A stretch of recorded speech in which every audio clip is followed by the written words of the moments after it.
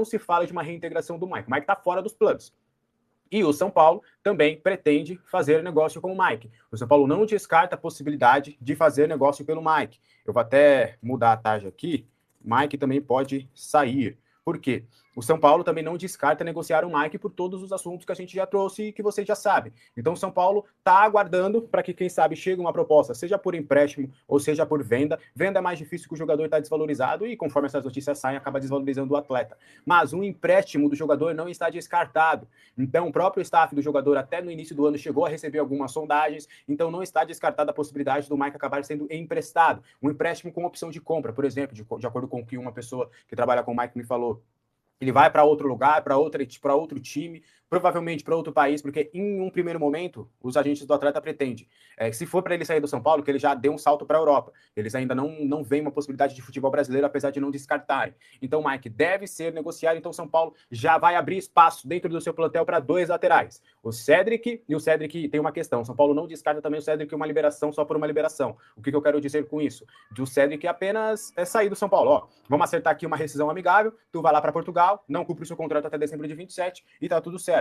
Então, porque já é um jogador de mais de 30 anos, veterano, que ninguém vai pagar também para contratar o Cédric. Então, são 2 jogadores aí que devem estar com os dias contados dentro do São Paulo. O São Paulo deve abrir espaço no elenco e na folha salarial com esses 2 jogadores. Mas mesmo com essas 2 saídas, de Cédric e de Mike, o São Paulo não buscará um novo lateral direito no mercado, eles estão satisfeitos com essa situação, tá?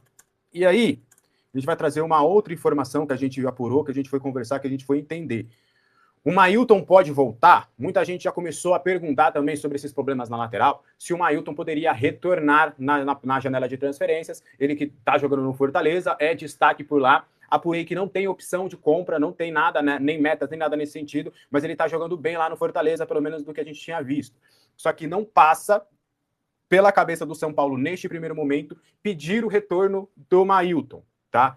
O São Paulo afirma que juridicamente no contrato tem essas condições de pedir o jogador de volta, mas entende que não é necessário, que é importante para o Mailton continuar se valorizando na Série B, para quem sabe acabar sendo vendido para o próprio Fortaleza, ou no final do ano você faz ali algum tipo de negócio, se você achar que tem alguém no Fortaleza que pode ser um jogador interessante para troca, ou o atleta acaba se valorizando na Série B, aciona ali outros clubes do futebol brasileiro de olho, aí você pode também incrementar com uma troca de atletas também. Então o São Paulo entende que é mais vantajoso neste momento que o Mailton permaneça na Série B, porque lá tem um nível de competitividade menor e ele consegue se destacar sendo um atleta importante, tá jogando bem lá no Fortaleza, do que necessariamente trazer o Mailton de volta. O São Paulo não pensa nessa possibilidade, tá? Vamos fazer um panorama geral. Tudo dando certo para o São Paulo na lateral direita. O São Paulo libera o Cédric para ele ir para qualquer outro clube que ele deseje. O Mike seria emprestado ou até vendido. E o Mailton não voltaria. E o São Paulo ficaria com 3 opções na sua lateral. Ficaria com o Lucas Ramon, com o Moreira e com o Igor Felisberto. Essa seria a ideia do técnico Dorival Júnior em um primeiro momento, de manter esses 3 jogadores. O Ângelo, que é outro jogador, o São Paulo não conta com o Ângelo, tá? Esquece, Ângelo já está vendido, vai disputar lá a pré-temporada com o Strasbourg, vai voltar, vai ficar lá no Sub-20, pode até jogar um outro jogo, mas até do que eu soube, a ideia não é dar tanto espaço assim para o Ângelo não, até porque ele já está vendido e nem vai bater aquela meta de 2 milhões de euros, caso ele jogasse 2 mil minutos como profissional do São Paulo. Então, só para a gente entender esse cenário, começar a entender como é que vai agir o São Paulo no mercado, é mais ou menos nessas frentes que o São Paulo está, pelo menos, na sua lateral direita. Fechou? Pausa de 5 segundos para pedir a sua ajuda ao nosso canal com o seu like e se inscrever se ainda não for um inscrito. E o motivo dessa vibradeira toda desse telemóvel é que os amigos, torcedores de clubes rivais, estão me cobrindo de tanta zoeira. E tudo isso graças ao São Paulo, que foi o único dos 4 grandes aqui de São Paulo que resolveu perder nessa rodada do Campeonato Brasileiro. Os outros todos ganharam. Mas eu prefiro que o São Paulo perca pela incompetência dessa manada que corre trajando o uniforme do São Paulo em campo, do que vencer um Remo da vida aí, dependendo de um erro ocasional da arbitragem, que nem o Palmeiras contra a Chapecoense. Lamentável. Fica aqui mais uma das minhas indignações. E eu guardei um pouco das minhas indignações para soltar com relação ao que o São Paulo fez, não só nessa partida do final de semana, mas em todo o mês de maio. Cara, que assustador.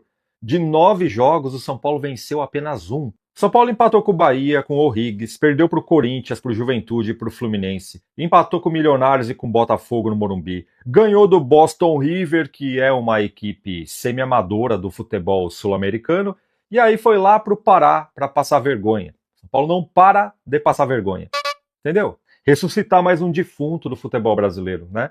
O Remo estava lá, em penúltimo lugar na tabela, jogando mal. Cara, como o Remo tá jogando mal. Mas o melhor remédio para um time que está broxa, futebolisticamente falando, é o São Paulo. Daqui a pouco o Viagra vai querer patrocinar o São Paulo. E nessa penteada, eu vou destacar 2 jogadores. Um é o Arthur, que vem jogando bem no São Paulo, vem sendo muito importante para nós, só que é o seguinte, se o Arthur aproveitasse 1/5 das oportunidades que ele tem de gol e fizesse, ele tinha no mínimo o dobro de gols que ele tem. Não é a primeira vez que o elemento chega na cara do gol e joga fora uma oportunidade que o Romário, que está com 60 anos, não perderia. E esse gol que ele perdeu contra o Remo, eu posso te garantir que se cai no pé de um Rian Francisco, ele dava de cobertura. Até o Tapia.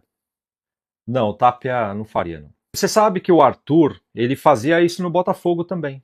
E isso revoltava a torcida, porque ele fazia tudo certo, mas no toque final ele pecava. É que no São Paulo ele está vivendo uma boa fase, digamos, né? Mas quando ele cair naquela escassez de gol que o Caleri está enfrentando agora, aí a gente vai querer ver esse cara longe do São Paulo. O Caleri é outro que esqueceu como é que faz gol, não é? Ele esqueceu, deu um apagão, porque não é possível. Não marca nem contra o Boston River, meu amigo. E tá discutindo renovação, hein? Não, mas a bola não chega. Chega, a bola chega. Convenhamos, a bola chega. Chega pro Caleri, chega pro Arthur, chega pro Ferreirinha, chega para todo mundo lá na frente. Até para zagueiro às vezes chega. Só que os caras não convertem. Tem que pegar todo mundo, do goleiro ao terceiro reserva do centroavante e botar para treinar a finalização. Deixar os caras lá até derreter a chuteira. O Dorival, ele tem que entender, ele precisa entender de uma vez por todas que gols o São Paulo vai tomar. Ah, vai. Você já entra sabendo que vai tomar gols, porque a defesa do São Paulo, isso o todo, tá? Laterais, a primeira volância, os zagueiros, aquilo é uma peneira. Aquilo tá derretido, tá estilhaçado, tá esfarelado. Então gols o São Paulo vai tomar. E o Rafael não é lá tudo isso também. Mas defende aquilo que dá. Uma hora a bola vai passar. E dito tudo isso, o Dorival precisa entender que a estratégia mais eficaz que ele tem que implantar no São Paulo é fazer mais gols do que tomar. Parece bobagem, né? Só que é uma estratégia 100% garantida. Você nunca vai perder um jogo se você fazer mais gols do que tomar. É só botar essa corja para treinar incessantemente chutes a gol até derreter o bico da chuteira, que você reduz a quase a estaca zero a margem de erros, de oportunidades que aparecem a todo momento. Não pela qualidade do São Paulo em armar jogadas. Só que às vezes a oportunidade aparece porque o adversário proporciona isso daí. E aí, os caras perdem o gol. E outro sujeito que eu quero destacar negativamente aqui é o Enzo Dias. Dono da Avenida Enzo Dias. O entregador do iFood Enzo Dias. Se você pegar todos os gols que o São Paulo tomou nessa temporada, você pode ter certeza que a maioria deles foi pelo setor esquerdo do São Paulo, quando o Enzo Dias está em campo. O sujeito não tem tempo de bola, o sujeito marca pênalti, comete pênalti no adversário, pênaltis grotescos, entrega a bola para o adversário, como ele fez contra o Remo, de uma forma absolutamente vergonhosa. O Enzo Dias, ele me faz sentir saudades do Caio Paulista. Eu aceitaria o Caio Paulista no São Paulo de novo por causa do Enzo Dias. Não dá para continuar com esse cara. E nem se lesionar, o Caio Paulista se lesionava, que nem o Wendel, né? O Caio Paulista jogava todas as partidas e não se lesionava. O Wendel, se engatar uma sequência de 4 jogos, ele volta para o departamento médico. Por isso que fazem o tal do controle de carga com ele, aquela parada toda lá. O Wendel é só um dos jogadores que o São Paulo tem que precisa tomar muito cuidado com uma sequência de mais de 3 jogos para não parar no departamento médico. Fora os manhosos e firulentos, que ó, tá cheio. E vou lhe dizer uma coisa, o Renato Gaúcho tocou nessa ferida na frente de todo mundo na coletiva pós-jogo do Vasco. Eu tô com esse vídeo aqui, vou te mostrar agora. Só que antes de colocar o vídeo, eu tenho uma observação a fazer, até para não passar batido aqui. Tem muita gente perguntando aonde que eu coloco o link do Arena Play TV, que é uma plataforma parceira aqui do canal que reúne todos os canais esportivos, canais de desenhos, séries, filmes, religiosos, enfim. E por um preço pequeno que cabe no seu bolso, vou aproveitar para fazer um merchan aqui. e te dar um teste gratuito, você falando que veio através do canal Renato Persona. E o link eu deixo sempre aqui no comentário fixado. É só vir aqui no comentário fixado, clicar e você já é redirecionado para o WhatsApp deles. E nos próximos vídeos eu vou deixar um QR Code aqui para quem está vendo pela TV, tá bom? Então quem está vendo pela TV, calma que eu já vou providenciar um QR Code. Eu queria te fazer uma pergunta. Nesse tempo todo, tem sido muito falado em controle de carga para preservar alguns jogadores. Você, Romário, os contemporâneos jogavam de quarta, domingo. Hoje eles têm os fisioterapeutas, nutricionistas que cuidam deles de uma maneira muito mais avançada do que vocês eram cuidados. Nós continuaremos no segundo semestre com controle de carga ou você planeja trabalhar de outra forma essa situação? Muito obrigado pela atenção e pela resposta. Cara, eu vou te responder. Pela pergunta, o discurso ele é assim. Eu coloco muitas vezes para esse grupo aqui. Na minha época, não tinha nada disso. Acontecia isso, acontecia aquilo.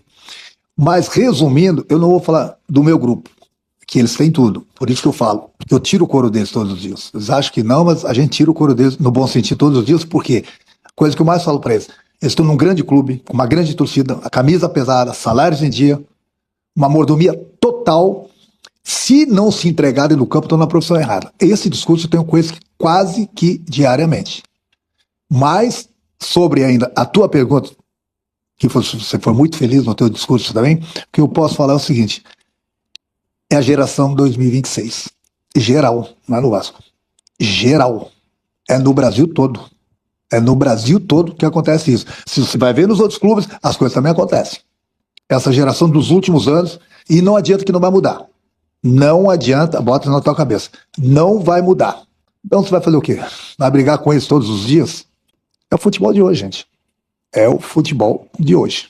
Aí o treinador, às vezes, se empolga, briga, discute com o jogador, vamos dizer que o treinador está errado. Se cobra demais, às vezes o grupo fala, esse treinador não serve pra gente, não. Então é só pensar. O Renato Gaúcho sabe que a maioria dos clubes aqui do Brasil são reféns de empresários de jogadores, inclusive o Vasco dele e o São Paulo. É um empresário forte que coloca o seu produto para jogar ali e ai do treinador se escantear o jogador. O cara é indisciplinado, está fazendo corpo mole, mas tem que jogar, porque se não jogar, quem voa é o treinador. E falando de São Paulo, quem diria que esse clube, que um dia foi referência no futebol mundial, ia virar o que virou? São Paulo era referência em estrutura, profissionalismo, organização, disciplina, ética, da parte financeira também. E hoje virou um tapete vermelho para empresários e seus jogadores bagres passarem. Agora é aquele momento que a verdade vai arder, mas eu tô aqui para isso. O São Paulo Futebol Clube virou o andarilho do futebol. De patrão a pedinte futebolístico. Esse é o São Paulo de hoje. E quando eu falo que só SAF salva, eu não estou brincando em serviço. E não se apegue ao modelo de gestão que levantou Palmeiras e Flamengo. Aquilo não funciona mais nos dias de hoje. O futebol inflacionou, tem mais concorrentes hoje, as SAFs chegaram com tudo, e aquilo que funcionava há 10 anos atrás, hoje não funciona. Se o Palmeiras e o Flamengo esperassem nos dias de hoje para fazer aquilo, ia continuar na merda. 3 coisas que o São Paulo precisa para ontem a SAF oferece. Primeiro, uma limpeza brutal que vai do topo da pirâmide até a base. E no lugar dos incompetentes que estão no topo da pirâmide, eles colocam verdadeiros profissionais que não brincam em serviço. E isso vai fazer toda a diferença automaticamente no restante da pirâmide. Segundo, pegar o estatuto do clube fedendo a mofo e até a fogo. E a partir daí começar tudo do zero. Terceiro, uma injeção astronômica de dinheiro. E para o povo que é contra a SAF e vai usar a do Vasco como referência para o caos, eu vou dizer uma coisa, cada SAF tem a sua particularidade, elas não são iguais. A do Vasco era uma coisa, a do Bahia é outra, a do Cruzeiro é outra, desde a época do Ronaldo Fenômeno, e agora com o Pedrinho BH, estilo diferente, e a do Botafogo é outra. E aí você fala, pô, mas o Botafogo deu uma estremecida. Deu uma estremecida, mas eles ganharam o Campeonato Brasileiro e a Libertadores em 2024. Depois de 29 anos o brasileiro. E pela primeira vez eles conquistaram a Libertadores. Cruzeiro, o Cruzeiro ainda não foi campeão de nada relevante, mas saiu do fundo do poço. Tá aí brigando nas cabeças agora. A mesma coisa eu falo do Bahia, que ainda não conquistou a Libertadores. Mas o Bahia estaria onde se não fosse o Grupo City? Eu queria que você me respondesse. Você que não gosta de SAF, me refuta aqui embaixo. Já cansei de falar, o São Paulo está a um passo de resolver essa questão. É só aceitar o projeto do Diego Fernandes. Projeto este que muita gente está falando que não vai dar certo. Eu desconfio dessas pessoas que falam que o projeto do Diego Fernandes não vai dar certo. Porque do jeito que está é o que não vai. Né? Eu acho que já está na hora da gente se lançar para aquilo. Mas quem não concorda, de repente tem alguma coisa a ver com a diretoria de São Paulo, sei. Ou é uma pessoa que vai pela cabeça dos outros, ou é um cidadão que está congelado no tempo e acha que o São Paulo é aquele ainda, que tem forças para se reerguer como a Fênix e resolver os problemas sozinho e não tem. Futebol hoje inflacionou. Né? Nem o modelo de Flamengo e Palmeiras funciona mais, como eu falei. Acabou isso daí. Quem fez, fez. Quem não fez, acabou. Enquanto o Palmeiras, lá atrás, se reinventava, o Aidar comia banana tirando sarro da cara deles. Então é isso. Temos esperança. São Paulino não abandone.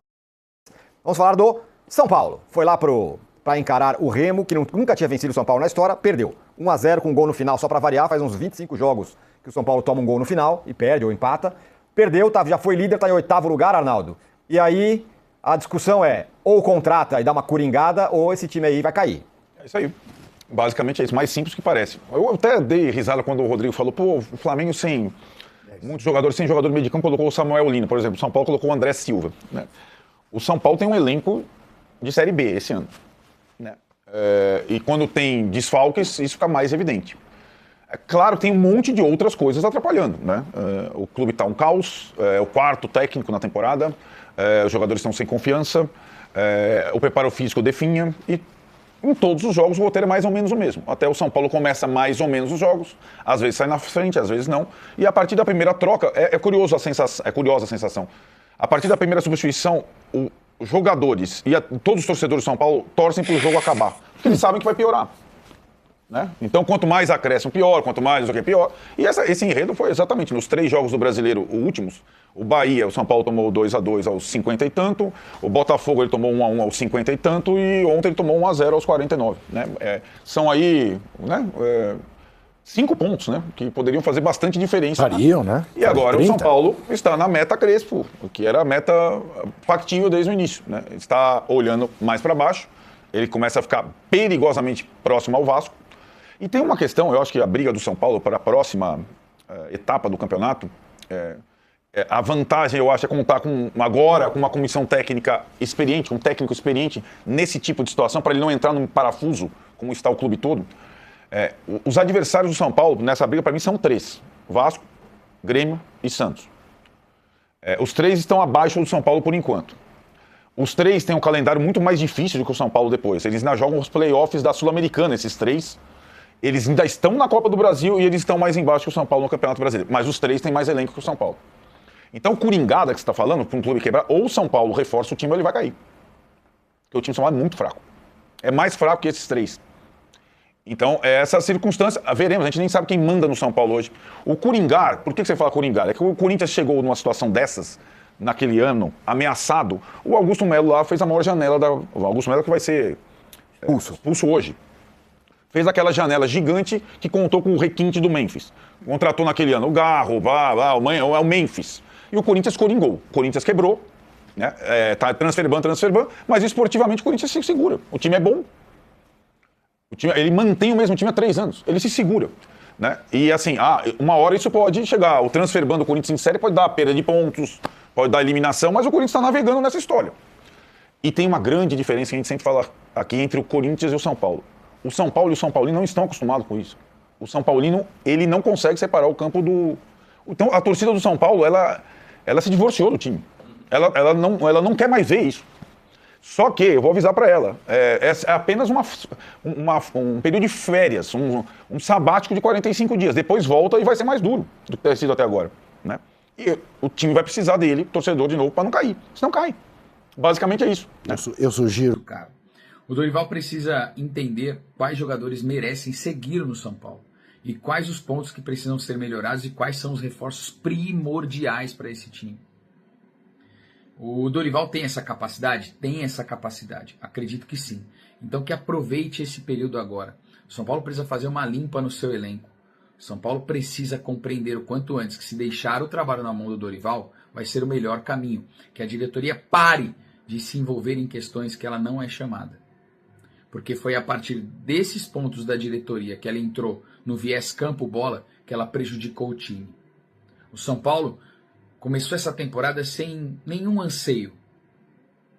E o único ponto que o torcedor pedia era o equilíbrio e que tivesse pelo menos a hombridade de fazer um jogo que sustentasse o time na primeira divisão do Campeonato Brasileiro com vitórias que apresentassem um fio de esperança. A diretoria do São Paulo conseguiu acabar com isso com as suas escolhas. Dorival, desejo a você um excelente trabalho nessa mini pré-temporada, que você tenha pulso firme, que você possa tomar as decisões corretas para o São Paulo, que você possa ver quem tem qualidade para vestir a camisa do São Paulo. Você é o responsável pelo último grande título deste time, que foi o título da Copa do Brasil. Nem vou contar a Supercopa. Você é o responsável por trazer o último grande sorriso para o rosto do torcedor do São Paulo. O torcedor do São Paulo confia em você, Dorival. Faça o seu trabalho. Eu sei que você vai fazer. Venha nas coletivas e fale do que você está fazendo. E se alguém te atrapalhar, Dorival, fale com o torcedor do São Paulo. O torcedor do São Paulo confia em você. São Paulo e Botafogo disputam a contratação de Domingos Duarte, zagueiro português de 31 anos livre no mercado após deixar o Getafe da Espanha. Os dois clubes formalizaram oferta ao staff do jogador nas últimas horas. Domingos vinha sendo oferecido no mercado brasileiro por intermediários nas últimas semanas. Outros clubes do mercado europeu também sinalizaram interesse. O São Paulo, porém, tem uma vantagem, pelo menos diante do Fogão. Isso porque o Botafogo tem o 4º transfer ban do ano e teria que resolver a situação até a abertura da janela em 20 de julho. Domingos disputou 35 jogos pelo Getafe na última temporada, marcou um gol e deu uma assistência. O defensor construiu uma carreira bastante sólida no futebol espanhol, especialmente pela regularidade defensiva e pelo estilo de jogo físico e competitivo. Com 31 anos, ele atua como defensor central, mede cerca de 1,92 metros e é conhecido pela força no jogo aéreo, liderança defensiva e boa leitura de posicionamento.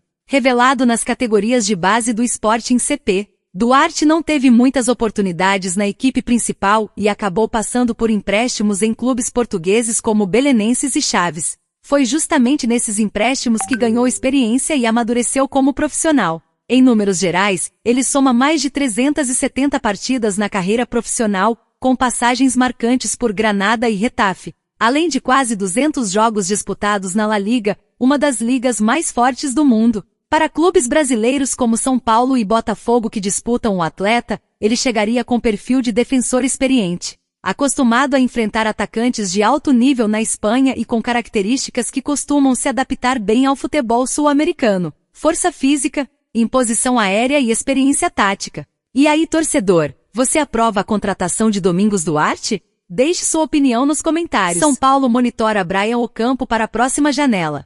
O São Paulo acompanha a situação de Brian Ocampo, ponta-esquerda que atualmente defende o Cádiz e tem futuro indefinido no futebol espanhol. A tendência é que o uruguaio não renove seu vínculo, o que o coloca como uma oportunidade de mercado para diversos clubes. O nome de Ocampo não é novidade nos bastidores do tricolor. O jogador já esteve na mira são paulina em anos anteriores e voltou a ser monitorado pela diretoria. Internamente, o clube entende que o atacante se encaixa no perfil buscado para reforçar o setor ofensivo e, principalmente, nas condições financeiras consideradas viáveis para uma eventual investida. Neste momento não há negociação em andamento, mas o São Paulo segue atento à situação do uruguaio visando possíveis movimentações na janela de transferências. O atleta já chegou à seleção de seu país,